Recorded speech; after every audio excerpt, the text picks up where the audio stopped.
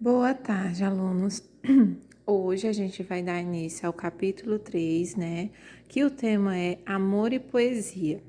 Ela vem como retratando o amor através de uma imagem. Podemos dizer que ela também traz uma poesia? Traz, porque ela traz um sentimentalismo, ela traz algo afetivo. Vocês se lembram da linguagem verbal e não verbal?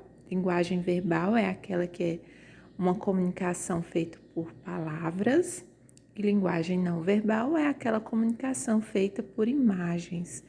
Essa imagem está lhe transmitindo o quê? Está lhe transmitindo afeto, né?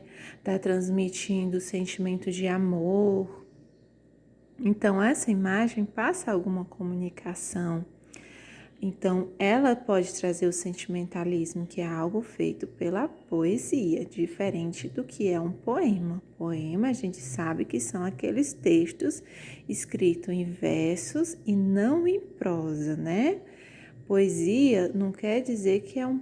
Aliás, poesia não é a mesma coisa que um poema. Poesia é um texto que trouxe sentimentos. Então, essa tela, ela traz um sentimento sobre o beijo, né, que é o tema dela, sobre o amor, e é feito por Gustavo Klimt, né? A tela, o tamanho original é 1,80 m, nossa, é enorme.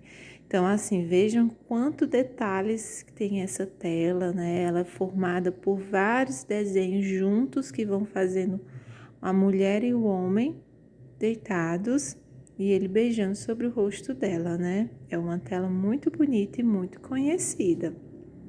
Se vocês não viram, ela era muito antigamente popular em cartões telefônicos, na época que antigamente utilizavam, ou também em revistas, ela é bem conhecida. Bom, o que chama mais a sua atenção nessa tela? O que você achou mais interessante? Aí você vai responder, bem pessoal. Que sensações e sentimentos essa tela provoca com você? Bom, a gente já falou um pouquinho sobre no início, né?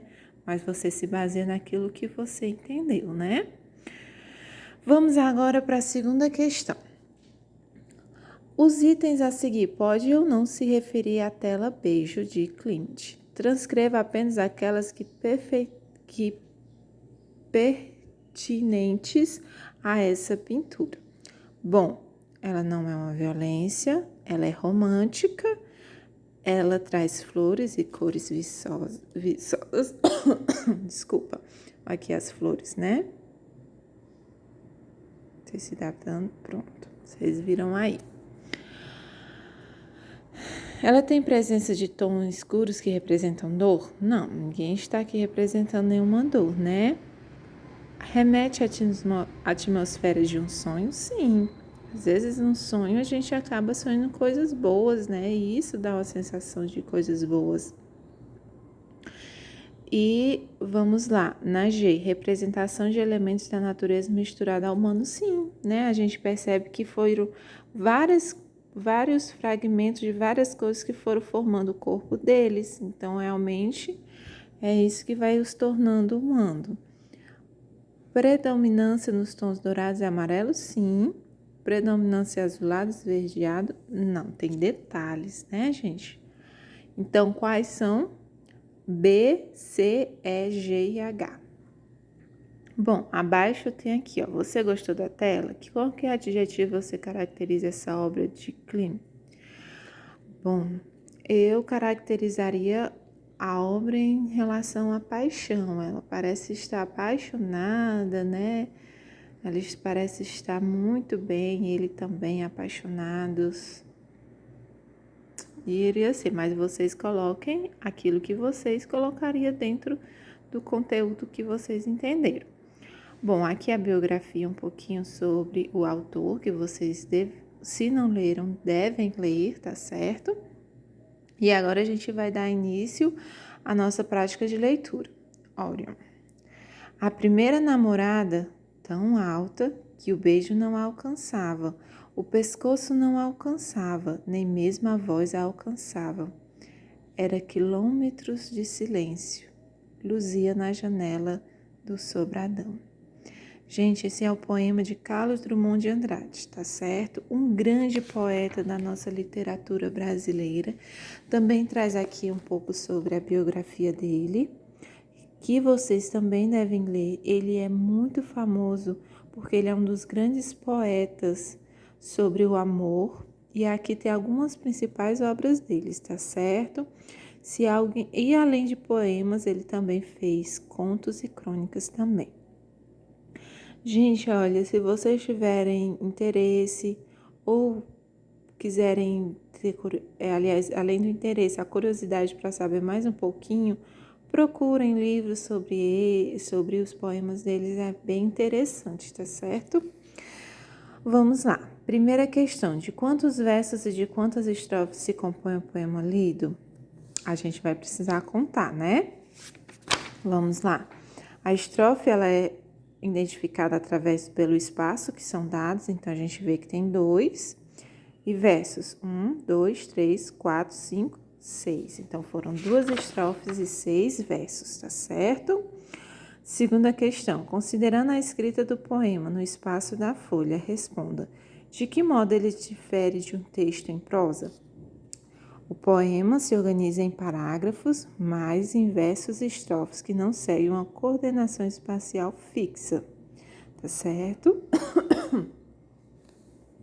Letra B. Essa organização gráfico-espacial é uma característica apenas desse poema ou se estende aos poemas como um todo? Essa organização se estende como um poema como um todo. Então, a gente vai conseguir identificar o poema através disso.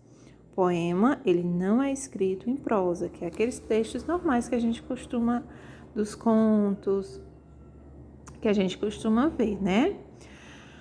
Terceira questão.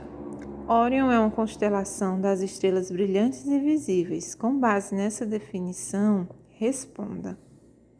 O poeta faz uma comparação no poema. Que comparação é essa? Aqui, ó. Ele compara a distância que existe entre ele e sua primeira namorada, com a distância que há entre ele na Terra e a constelação de Órion.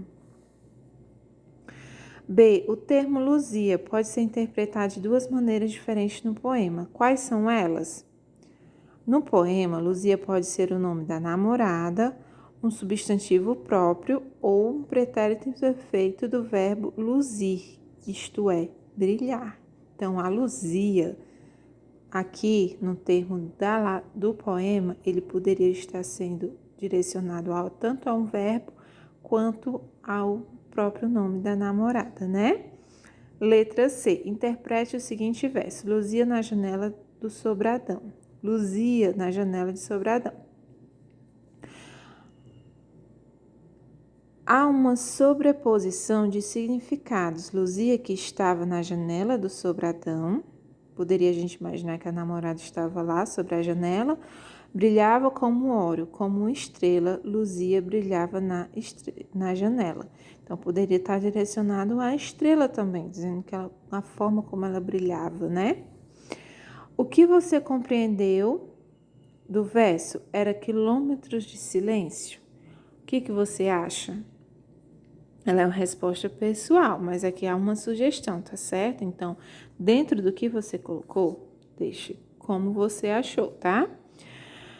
Sugestão de resposta. Entre o poético e a primeira namorada não havia comunicação, não havia contato verbal. Esse silêncio é imposto pela distância literal, real, a distância do chão até a janela do Sobradão, quanto pela distância figurada, a incomunicabilidade existente entre eles.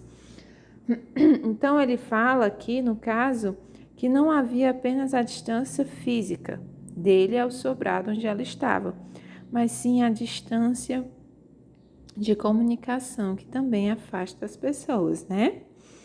Quinta questão. Que recurso usado na estrutura do poema reforça a ideia de silêncio? Bom, gente, olha, nessa quinta questão ele trouxe um trecho de uma explicação sobre linguagem conotativa e figuras de linguagem, que é aquilo que a gente também já estudou, que a gente viu uns vídeos, né? Então, assim, esse texto, ele está perguntando qual foi o recurso linguístico que ele trabalhou: a linguagem conotativa, figura de linguagem. Qual foi o recurso? Vamos lá. A separação das estrofes. O último verso está a segunda parte do estrofe e reforça a ideia de incomunicabilidade, solidão, silêncio, sugerido pelo verso. Pelo poema, podemos dizer que a primeira namorada do eu poético era inatingível. Como essa ideia é construída no texto? Pela repetição da expressão não alcançava e a afirmação de que entre o eu poético e a namorada havia quilômetros de silêncio. Além disso, a referência a uma constelação Órion demonstra figurativamente a ideia. Então, no caso, né, gente, ele utilizou as figuras de linguagem, tá certo? Gente, ó, espero que eu tenha compreendido a correção, tá certo? E como atividade para casa, eu vou colocar a sugestão de vocês lerem algum poema de Carlos Drummond de Andrade, tá certo? E vocês digam para mim depois, no privado, qual foi o poema que vocês leram, ok? É só vocês lerem, procurar na internet algum poema deles, lerem e mandarem para mim o título do poema, tá certo?